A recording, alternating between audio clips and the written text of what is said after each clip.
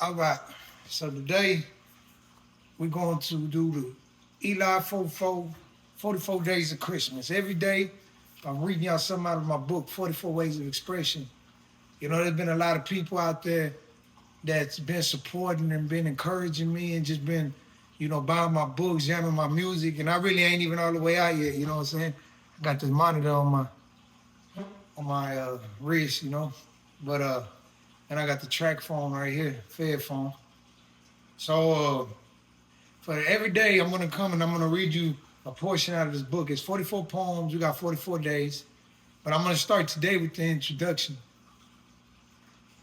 So I wrote this book while I was in while I was in Yazoo, USP, in the SHU, 2017. I was back there for dropping a homeboy. And while I was back there, man, I just felt like I was wasting away. I was like, man, I gotta do something. Man, constructive, because I'm just sitting back here. They kept me back there about 90 days under investigation before they let me back on the yard. So this is what I came up with. I actually wrote it. I wrote a poem pretty much every day. I did an introduction and I put it together. I just wanted to show myself I can do it. Shout out to Genesis. She helped type up half this book, and Mary Sedeke, my aunt, she helped with the other half. And of course, my mom, Mama 44, she helped me get it published. So 44 Ways of Expression, 44 Poems of Truth. This is dedicated to God, my mother, the youth, and the lost souls behind bars. This is the quote. When a man raises himself from the lowest condition in society to the highest, mankind pay him the tribute of their admiration. But when his course onward and upward, excellent in itself furthermore, proves impossible, what he had heard him been regarded as an impossible reform, then he becomes a burning and shining light on which the aged may look with gladness, the young with hope, and the downtrodden as a representative of what they must become themselves.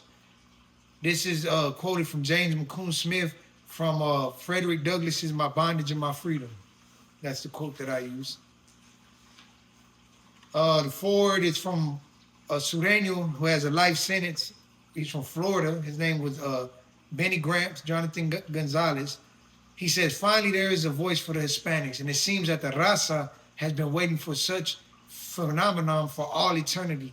Eli44's rhymes, poems are deep, intricate, fastidiously spontaneous and essential, all at the same time. If the rap game wasn't so meticulously tainted with racial disparities and negligence, they would inevitably see Fofo's potential and watch him ascend to stardom.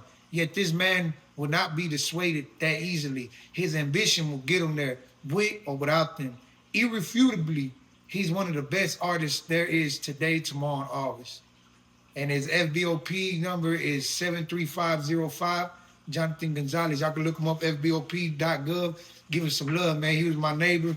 They had smashed another gang member out. He was right next door to me, so I would tell him I was writing this book, and he wanted to write something for it. My heart go out to him, because y'all know in the feds, when you got that life sentence, unless you get it off you, your release date says deceased.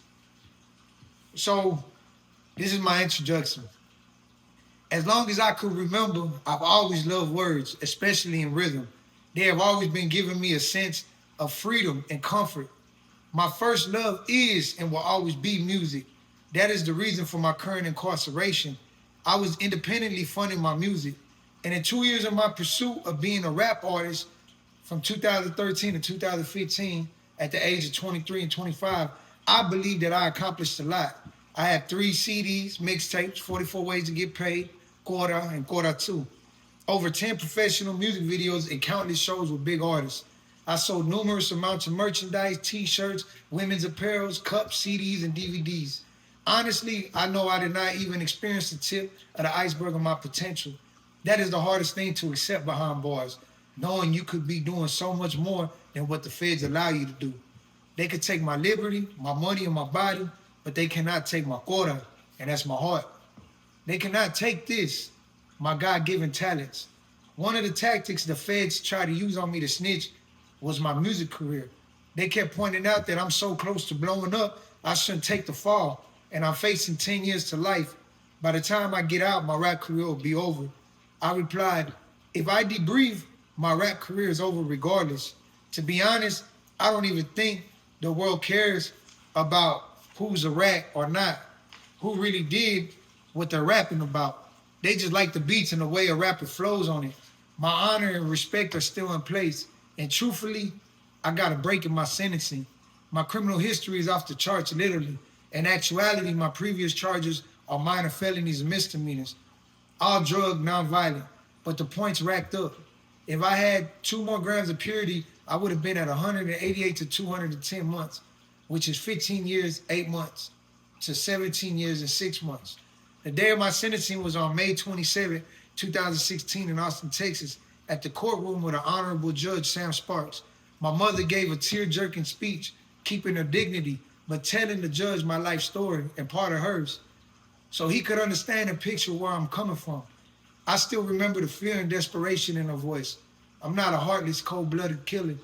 I looked down as tears fell out my eyes, not for myself or my condemnation. They were for that amazing lady who I knew would have gone to the middle of hell to rescue her son. I remember as a boy when she picked me up from the juvenile center and her telling me, if you keep this up, one day I will not be able to come and pick you up. This was that day, and those tears were because I knew that she deserved a better son that could take care of her and make her proud. I don't think that there was a dry eye in that packed courtroom. That moment, something in me changed. Something in me died, but something else in me awoke. Thank you, Mama. I could never pay you back, but I'll try. So by the grace of God, I fell into the guidelines of 151 to 188 months.